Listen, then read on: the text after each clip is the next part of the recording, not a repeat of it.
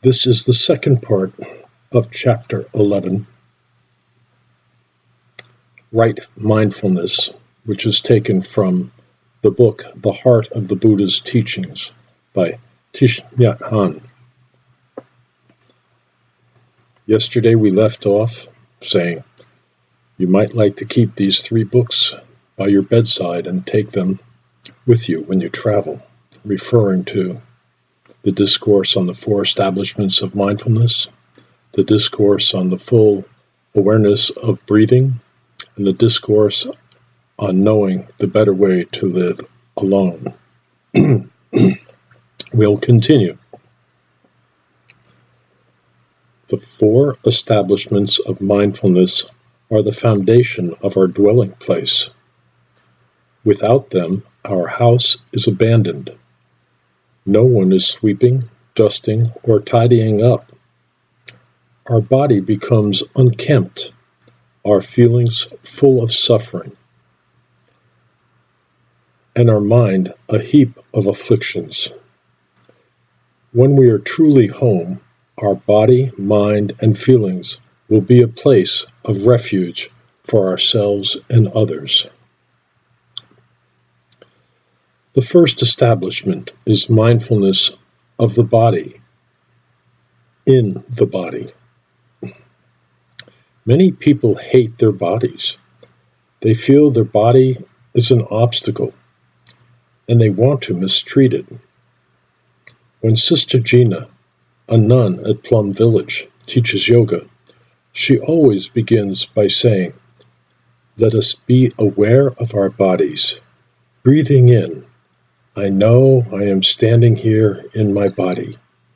Breathing out, I smile to my body. Practicing this way, we renew our acquaintance with our body and make peace with it. In the Kayagata Sutta, the Buddha offers methods to help us know what is happening in our body. We observe non-dualistically, fully in our body, even as we observe it. We begin by noting all of our body's positions and movements. When we sit, we know we are sitting. When we stand, walk, or lie down, we know we are standing, walking, or lying down. When we practice this way, mindfulness is there. The practice is called mere recognition. The second way the Buddha taught us to practice mindfulness of the body, in the body, is to recognize all of our body's parts, from the top of our head to the soles of our feet. If we have blonde hair, we recognize and smile to that. If we have gray hair, we recognize and smile to that. We observe whether our forehead is relaxed and whether it has wrinkles. With our mindfulness, we touch our nose, mouth, arms, heart, lungs, blood, and so on. The Buddha described the practice of recognizing 32 parts of our body as being like a farmer who goes up to his loft, brings down a large bag of beans, grains, and seeds, puts the bag on the ground, opens it, and, as the contents fall onto the floor, recognizes rice as rice, beans as beans, sesame as sesame, and so on. In this way, we recognize our eyes as our eyes and our lungs as our lungs. We can practice this during sitting meditation or while lying down. Scanning our body with our mindfulness in this way might take half an hour. As we observe each part of our body, we smile to it. The love and care of this meditation can do the work of healing. The third method the Buddha offered for practicing mindfulness of the body, in the body, is to see the elements that it is made of. earth, water, fire, and air. Breathing in, I see the earth element in me. Breathing out, I smile to the earth element in me. Earth element refers to things that are solid. When we see the earth element inside and outside of us, we realize that there is really no boundary between us and the rest of the universe. Next, we recognize the water element inside and outside of us. Breathing in, I am aware of the element of water in my body. We meditate on the fact that our body is more than 70% water. After that, we recognize the fire element, which means heat inside and outside of us. For life to be possible, there must be heat. Practicing this, we see over and over that the elements inside and outside our body belong to the same reality, and we are no longer confined by our body. We are everywhere. The fourth element of our body is air. The best way to experience the air element is the practice of mindful breathing. Breathing in, I know I am breathing in. Breathing out, I know I am breathing out. After saying these sentences, we can abbreviate them by saying in as we breathe in and out as we breathe out. We don't try to control our breathing. Whether our in-breath is long or short, deep or shallow, we just breathe naturally and shine the light of meditation, mindfulness on it. When we do this, we notice that, in fact, our breathing does become slower and deeper naturally. Breathing in, my in-breath has become deep. Breathing out, my out-breath has become slow.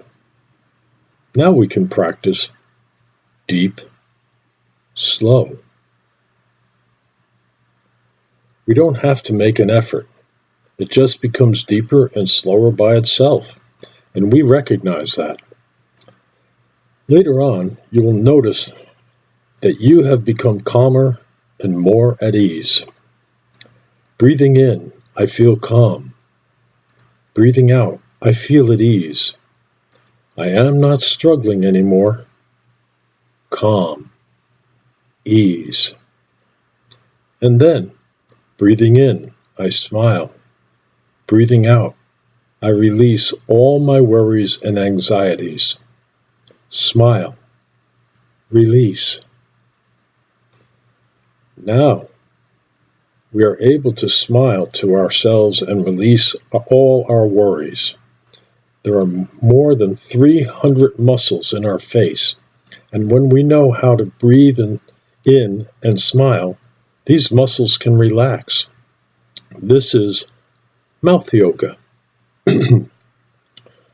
We smile and we are able to release all of our feelings and emotions. The last practice is breathing in, I dwell deeply in the present moment. Breathing out, I know this is a wonderful moment. Present moment, wonderful moment. Nothing is more precious than being in the present moment, fully alive and fully aware. In, out, deep, slow, calm, ease, smile, release, present moment, wonderful moment. If you use this poem during sitting or walking meditation, it can be very nourishing and healing. Practice each line for as long as you wish. Another practice to help us be aware of our breathing is counting. As you breathe in, count 1, and as you breathe out, count 1 again, then 2, 2, 3, 3, until you have arrived at 10. After that, go back in the other direction. 10, 10, 9, 9, and so on until you arrive back at 1. If you don't get lost, you know that you have a good concentration. If you do get lost, go back to 1 and begin again. Relax, it's only a game. When you succeed in counting, you can drop the numbers if you like and just say in, out. Conscious breathing is a joy. When I discovered the discourse on full awareness of breathing, I felt I was the happiest person on earth. These exercises have been transmitted to us by a community that has been practicing them for 2,600 years. The second establishment is mindfulness of the feelings, in the feelings. The Abhidhamma authors listed 51 kinds of mental formations. Feelings, Vedana, is one of them. In us, there is a river of feelings in which every drop of water is a different feeling. To observe our feelings, we just sit on the riverbank and identify each feeling as it flows by and disappears. Finally, let me give you that again. Feelings are either pleasant, unpleasant, or neutral. When we have a pleasant feeling, we may have a tendency to cling to it, and when we have an unpleasant feeling, we may be inclined to chase it away. But it is more effective in both cases to return to our breathing and simply observe the feeling, identifying it silently. Breathing in, I know a pleasant or unpleasant feeling is in me. Breathing out, I know there is a pleasant or unpleasant feeling in me. Calling a feeling by its name, such as joy, happiness, anger, or sorrow, helps us identify and see it deeply. Within a fraction of a second, many feelings can arise. If our breathing is light and calm, a natural result of consciousness breathing, our mind and body will slowly become light, calm, and clear, and our feelings also. Our feelings are not separate from us or caused just by something outside of us. Our feelings are us, and for that moment, we are those feelings. We needn't be intoxicated or terrorized by them, nor do we need to reject them. The practice of not clinging to or rejecting feelings is an important part of meditation.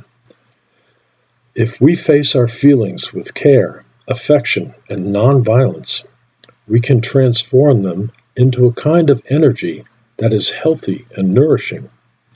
When a feeling arises, right mindfulness identifies it, simply recognizes what is there, and whether it is pleasant, unpleasant, or neutral. Right mindfulness is like a mother. When her child is sweet, she loves him. When her child is crying, she still loves him.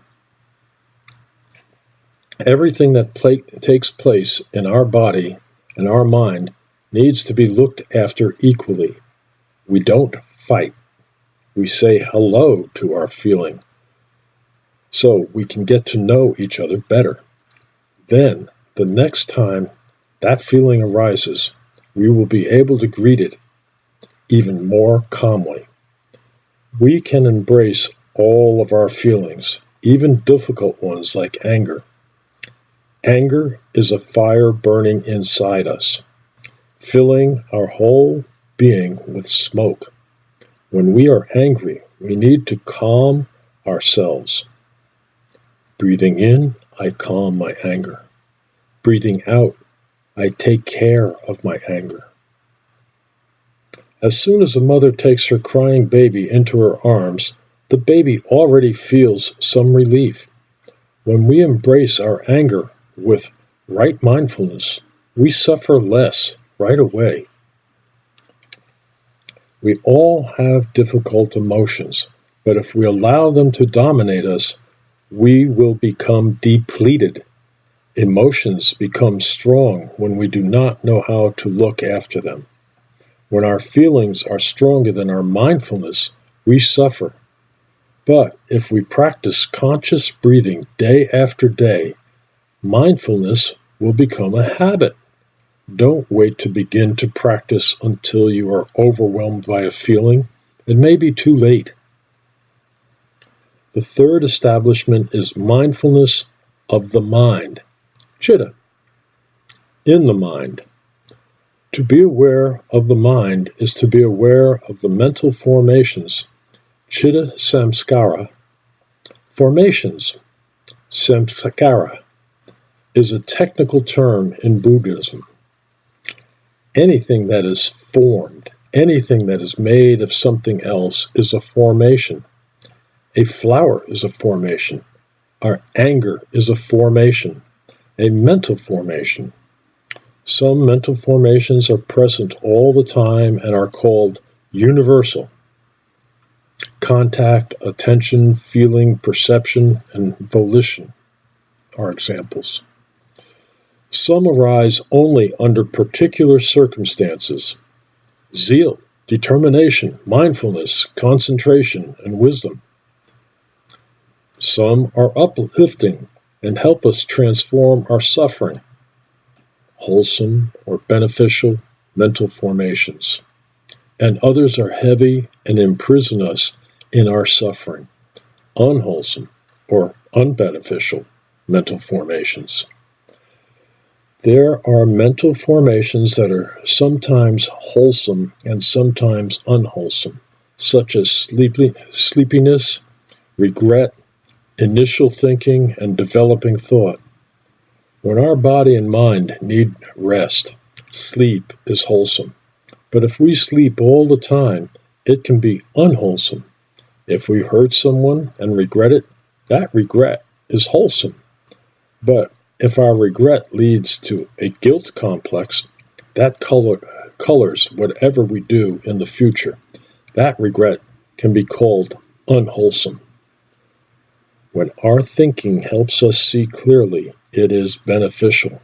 But if our mind is scattered in all directions, that thinking is unbeneficial. There are many beautiful aspects of our consciousness, like faith, humility, self-respect, non-craving, non-anger, non-ignorance, diligence, ease, care, equanimity, and non-violence. Unwholesome mental formations, on the other hand, are like tangled balls of string. When we try to untangle it, we only wind it around ourselves until we cannot move. These mental formations are sometimes called afflictions, kleshas, because they bring pain to ourselves and others. Sometimes they are called obscurations because they confuse us and make us lose our way. Sometimes they are called leaks or setbacks, ashrava, because they are like a cracked vase. The basic unwholesome mental formations are greed, hatred, ignorance, pride, doubt, and views. The secondary unwholesome mental formations arise from the basic ones. They are anger, malice, hypocrisy, malevolence, jealousy, selfishness, deception, guile, unwholesome excitement, the wish to harm, immodesty, arrogance, dullness, agitation, lack of faith, indolence, carelessness, forgetfulness, distraction, and lack of attention. According to the Vijnanavada, school of Buddhism, altogether there are 51 kinds of mental formations, including feelings. Since feelings is, by itself, the second establishment of mindfulness, the other 50 fall into the category of the third establishment of mindfulness.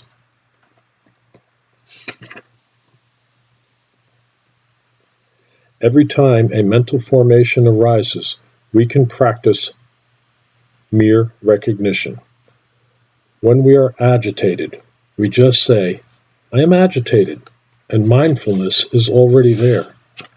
Until we recognize agitation as agitation, it will push us around, and we will not know what is going on or why. To practice mindfulness of the mind does not mean not to be agitated. It means that when we are agitated, we know that we are agitated. Our agitation has a good friend in us, and that is mindfulness. Even before agitation manifests in our mind consciousness, it is already in our store consciousness in the form of a seed. All mental formations lie in our store consciousness in the form of seeds. Something someone does may water the seed of agitation, and then the agitation manifests in our mind consciousness. Every mental formation that manifests needs to be recognized. If it is wholesome, mindfulness will cultivate it. If it is unwholesome, mindfulness will encourage it to return to our store consciousness and remain there dormant. We may think that our agitation is ours alone, but if we look carefully, we'll see that it is our inheritance from our whole society and many generations of our ancestors. Individual consciousness is made of the collective consciousness, and the collective consciousness is made of individual consciousnesses. They cannot be separated. Looking deeply into our individual consciousness, we touch the collective consciousness. Our ideas of beauty, goodness, and happiness, for example, are also the ideas of our society. Every winter, fashion designers show us the fashions for the coming spring, and we look at their creations through the lens of our collective consciousness. When we buy a fashionable dress, it is because we see with the eyes of the collective consciousness. Someone who lives deep in the upper Amazon would not spend that amount of money to buy such a dress. She would not see it as beautiful at all. When we produce a literary work, we produce it with both our collective consciousness and our individual consciousness. We usually describe mind consciousness and store consciousness as two different things, but store consciousness is just mind consciousness in a deeper level. If we look carefully at our mental formations, we can see their roots in our store consciousness. Mindfulness helps us look deeply into the depths of our consciousness. Every time one of the 51 mental formations arises, we acknowledge its presence, look deeply into it, and see its nature of impermanence and interbeing. When we practice this, we are liberated from fear, sorrow, and the fires burning inside of us. When mindfulness embraces our joy, our sadness, and our other mental formations, sooner or later we will see their deep roots. With every mindful step and every mindful breath, we see the roots of our mental formations. Mindfulness shines its light upon them and helps them to transform. The fourth establishment in mindfulness is of phenomena, dharmas in phenomena. Phenomena means the objects of our mind. Each of our mental formations has to have an object. If you are angry, you have to be angry at someone. or something, and that person or thing can be called the object of your mind. When you remember someone or something, that is the object of your mind. There are 51 kinds of mental formations, so there are 51 kinds of objects of mind. We're going to break at this part of the chapter and finish in the next.